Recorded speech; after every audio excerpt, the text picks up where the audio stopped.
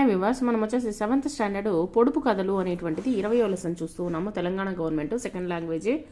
ఇంకొన్ని పొడుపు కథలను గురించి చెప్పండి. మీకు తెలిసినటువంటి పొడుపు కథలని కొంచెం రాయండి.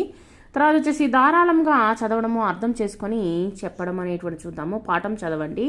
ఒత్తు ఉన్నటువంటి పదాలను గుర్తించండి. కాళ్ళు, కళ్ళు, పొట్టి, తెల్లని, చెయ్యని, నల్లటి, పొయ్యని, నవ్వు, వెయ్యని, తెల్లని, చల్లని.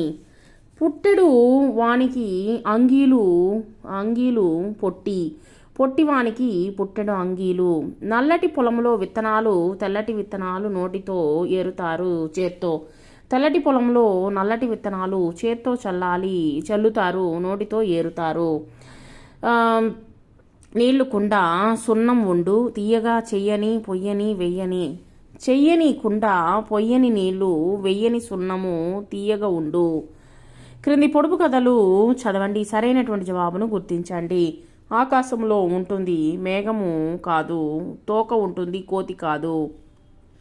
పతంగి, గాలిపటం అనమాట. తర్వాత తోకలేని పిట్ట, ఆక తెరుగని పిట్ట 90 ఆమడలు పోతుంది. తర్వాత వచ్చేసి ఉత్తరము. చిటారు కొమ్మ మీద మిఠాయి పొట్లం, తేనె పట్టు. నాకు కాళ్ళు లేవు, చేతులు లేవు, కానీ నడుస్తాను, సైకిలు. మూట విప్పితే ముత్యాలు, దానిమ్మ పండు. రాయడము ఇక్కడ చూడండి. క్రింది ప్రశ్నలకు జవాబులు రాయండి. ఉల్లిగడ్డతో ఏమేం చేస్తారు?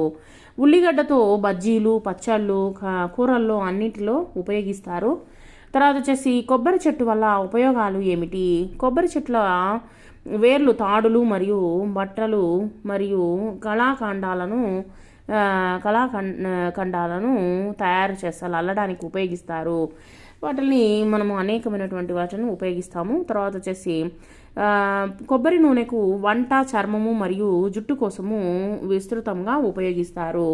కొబ్బరి చెట్టు ఆకులను పైకప్పు నిర్మాణానికి ఉపయోగిస్తారు. తర్వాత క్రింది పదాల్లో వాక్యాలను రాయండి. అంగి, మా నాన్న ఈరోజు కొత్త అంగి వేసుకున్నాడు. కళ్ళు చూడటానికి ఉపయోగిస్తాము. తర్వాత వచ్చేసి కాళ్ళు నడవడానికి, పరిగెత్తడానికి ఉపయోగిస్తాము. తర్వాత వచ్చేసి విత్తనాలు నాటడం వలన మొలకలు వస్తాయి. తర్వాత క్రింద ఇచ్చినటువంటి పదానికి సంబంధించినటువంటి మరికొన్ని పదాలను రాయండి. చందమామ వెన్నెల ఇస్తాడు. చందమామ కథలు అమ్మమ్మ మాకు చెబుతుంది. చంద్రుని వెన్నెలకు కలువలు చక్కగా ఉంటుంది. సో వీటిని ఉపయోగించి మనం వచ్చేసి కొన్ని వాక్యాలు రాసాం.